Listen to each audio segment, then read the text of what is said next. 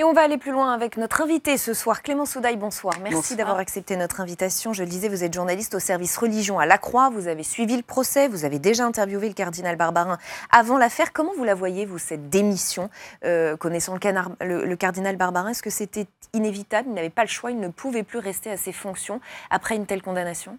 C'était compliqué. Je pense même qu'il aurait démissionné, quel que soit le verdict, en fait. Il avait déjà proposé, alors de manière plus informelle, au pape de démissionner en 2016 pour amener l'apaisement dans le diocèse, etc. Le pape avait dit à ce moment-là qu'il gardait toute sa confiance au cardinal Barbarin. Maintenant, le diocèse est très divisé. Il y a une pétition qui a été lancée à l'été dernier sur Internet pour demander sa démission. Aujourd'hui, il y avait 108 000 signataires de cette pétition. Alors, pas que des gens du diocèse, mais voilà, le diocèse était très divisé et c'est devenu très compliqué pour lui, je pense, de rester en place, de gérer son diocèse. Et je pense que quel que soit le verdict, il aurait démissionné de toute façon. Alors peut-être pas dans l'immédiat aujourd'hui s'il avait été acquitté, mais de toute façon, il ne serait pas resté jusqu'à ses 75 ans comme c'est prévu pour une retraite d'évêque. Parmi les phrases prononcées par le cardinal Barbarin durant son procès, il y a eu celle-ci qui m'a frappée. « Je ne dis pas qu'il n'y a pas eu d'erreur, mais je ne vois pas de quoi je suis coupable. » Est-ce qu'il y a toujours une forme d'incompréhension devant la gravité des faits ? Alors, je pense qu'aujourd'hui, il se rend compte de la gravité des faits. Et je pense qu'il a été, effectivement, il a fait des erreurs dans l'appréciation au moment où il a été mis au courant de ce qui s'était passé.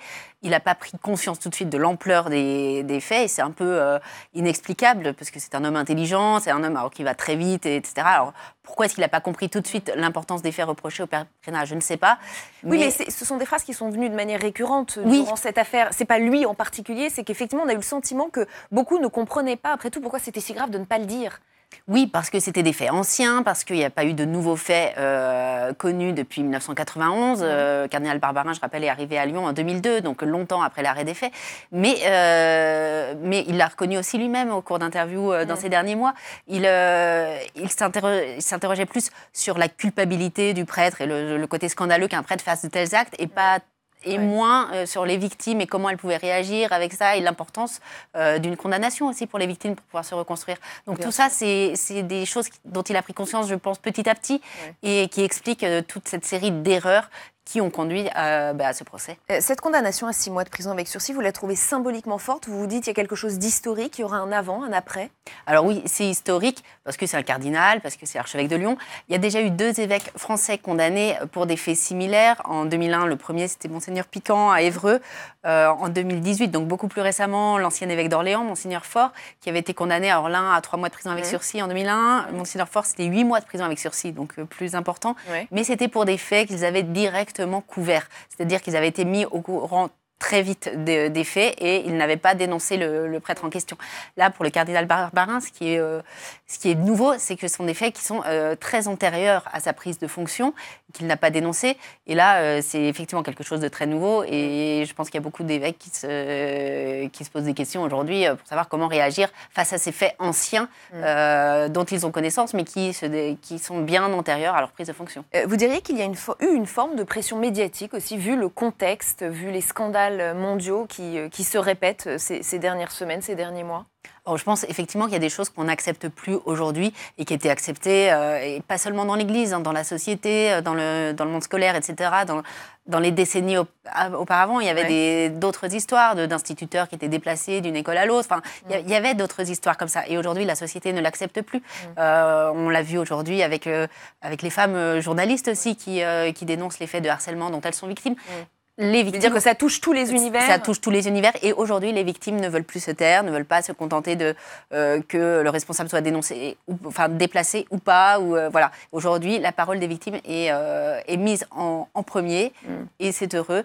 Et ça veut dire qu'il y a des choses qui ne pourront plus passer. Se produire. Je voudrais vous lire les propos de Christine Pedotti, que vous connaissez probablement, directrice de la revue Témoignages chrétiens, qui juge nécessaire une profonde réforme de l'Église catholique. Et dans une interview au Monde, elle nous dit « La crise de la pédophilie n'est pas un épiphénomène dont on ne parlera plus dans 5 ou 7 ans. C'est la conséquence d'une crise ancienne qui est l'inadéquation de la forme actuelle du catholicisme avec nos sociétés. » Est-ce que vous trouvez qu'elle va trop loin ou vous êtes un peu d'accord?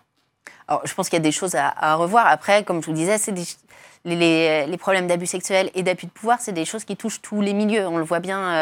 Enfin là, le niveau de scandale qui touche l'Église, il est particulier quand même. À l'Église, on est particulier parce que ça scandalise d'autant plus quand ce sont des hommes qui donnent leur vie à Dieu, qui sont censés être un peu exemplaires, et ça scandalise d'autant plus.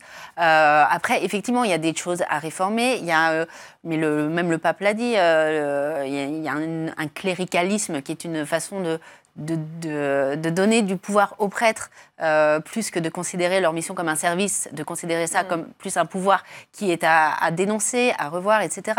Donc oui, il y a des choses à changer. Ouais. Après, vous dites des choses, elle parle d'une réforme profonde, c'est pas tout à fait la même théorie, vous ne pensez pas comme elle. Elle parle par exemple du problème de l'Église avec le sexe, où évidemment il y a le célibat des prêtres, la masturbation interdite, la sexualité du couple très réglementée. L'Église ne doit pas se réformer de ce point de vue-là, selon vous ? Je ne sais pas si elle doit se réformer ou pas, mais en tout cas, elle doit prendre conscience qu'elle n'est plus audible, ça c'est certain, ou qu'elle est plus audible sur beaucoup de sujets. Oui, il y a des changements à faire. Après, moi, je suis pas théologienne et je peux pas vous dire lesquels sont à faire, mais l'Église catholique est à un tournant, selon vous, d'après ce que vous observez, mais vous êtes journaliste. En tout cas, elle est en crise, c'est certain. Ouais. Une crise dont elle peut se relever, selon vous ?